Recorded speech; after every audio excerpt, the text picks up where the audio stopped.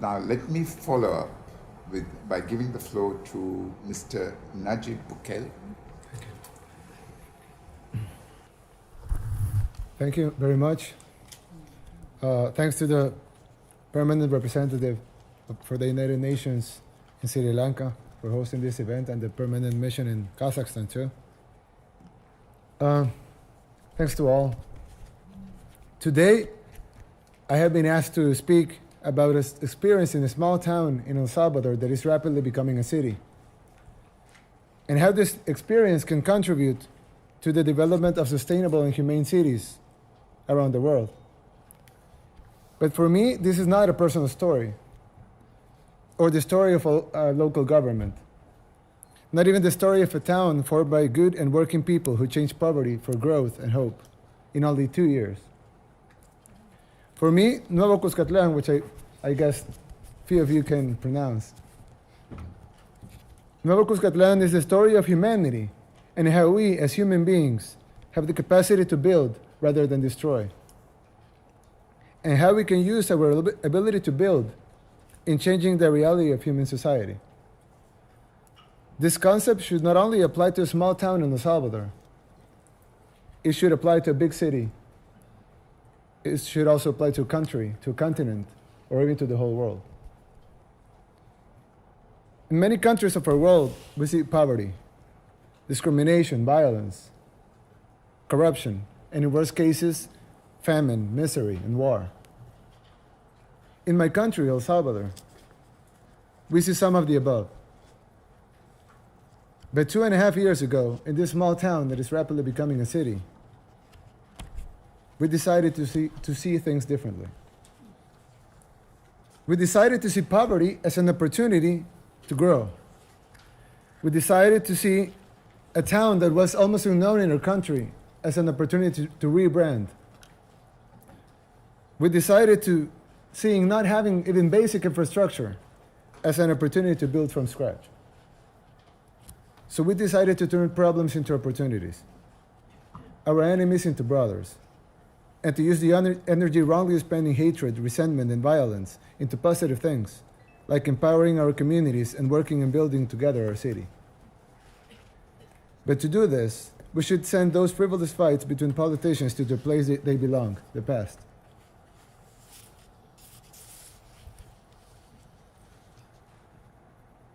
With this, we establish that we are not working to enrich some on the top. We established that our team was of vital importance to us. So now we could focus on building the future. In just a couple of months, we implemented numerous programs. Our city will be built based on the people, people-centered. So in just a couple of months, we implemented numerous programs, some that we take most pride. Today, in this emerging city, Nuevo Cuscatlán, every youth, every person has the opportunity to get a full college scholarship. 100%. They can receive a full college scholarship. The only requirement is to have a grade average of 7.5 out of 10. That's the only requirement. They can choose the university of their choice, and they can choose the career of their choice. The scholarship is automatic. You just have to get good grades. That's it. So any person in Nuevo Cuscatlán, regardless of their economic possibilities, regardless of their social status, a political affiliation, they could be an architect, a doctor, an engineer, anything that they want. The only thing that they have to do is to study. All of these beneficiaries, mostly youth, have also the opportunity to be part, if that is what they want, in an organization formed by the scholarship tenants themselves that works in helping their own communities. So far, on their own initiative, they raise funds to set up the Zero Bare Feet program, ensuring every child in Nuevo Cuscatlán has a pair of shoes. They also organize a literacy program, and we hope to declare Nuevo Cuscatlán free of illiteracy within the next 6 months. We have quality healthcare for all. In El Salvador, public healthcare is run by the national government. However, in Nuevo Cuscatlán, we decided to take it into our own hands. And since 2.5 years ago, every person receives high-quality healthcare, 24 hours a day and 365 days a year. with great attention, quality, and comfortable infrastructure, skilled and nice personnel, all prescription drugs free of charge, laboratory exams, public ambulances, etc., all paid by the municipality. Someone said, why are you doing that? Let the government pay for it. We answered, we are the local government. We are the ones close to the people. So let's care for everyone. We have a program of senior food assistance. In Nuevo Cuscatlán, 100% of our seniors are guaranteed a monthly food supply. The only requirement is to be a senior citizen and live in Nuevo Cuscatlán. The other one, security. Nuevo Cuscatlán had a homicide rate of 1 per month. So in the 2.5 years that we have been there, we have defeated the odds. Instead of meeting the projection that was 30 homicides, we had only 1 in 2.5 years. 1 still too many. We must work on that. But reducing homicides from 30 to 1 tell us we're almost there. We're also working on women entrepreneurship. We have assisted women in finding employment. One of the biggest problems in cities is that most people can't find jobs. So we have assisted them in finding employment even from their homes. The NUCU project in Nuevo Cuscatlán, women sell handmade crafts, which are now being exported to Guatemala, Nicaragua, Costa Rica, Germany, and here in the United States. We have invested in infrastructure. We have carried out more than 400 infrastructure projects, including constructing parks, plazas, streets, and remodeling all public schools so they have the same quality of private ones.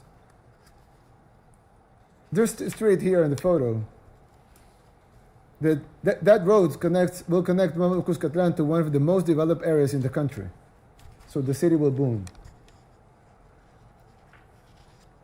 And we have a library, that one in the middle, that is made with the private enterprise. We have a program with water distribution. In Nuevo Cuscatlán, we had a huge water problem. The government wasn't able to provide water for half of the population in Nuevo Cuscatlán. So we did our own project in the municipality, in the local government, in the city hall. We did our own project, and we give water free of charge to all people with limited resources. That's almost 35% of the population with free water, 24 hours, and good quality water. Who pays for it? Well, it's paid by those who have more, and they pay. And it's also paid by the efficiency of the system. Distributing water is really, really cheap. God gives it to us as a gift. We have only to do small investments to distribute it to the people. And finally, we launched a project a few months ago that is attracting investments. We changed the codes in the municipality. We increase regulations, but at the same time made it that these regulations had a positive impact on everyone. So we launched this program that's called Attracting Investments to attract $1 billion in 10 years. $1 billion in investment. This is this is an emerging city, a very small town before. And in the first year, we had $300 million in investments. So it's growing so fast that we'll surpass our goal. Nuevo Cuscatlán is growing more and faster than even the most optimistic of us could have imagined. In a few months, I will no longer be mayor of Nuevo Cuscatlán. They don't need me anymore. Nuevo Cuscatlán will continue its rapid growth to become El Salvador's best city.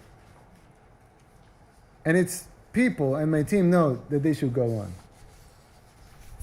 on. On a personal matter, I have assumed a new challenge. I'm running for mayor of El Salvador's capital.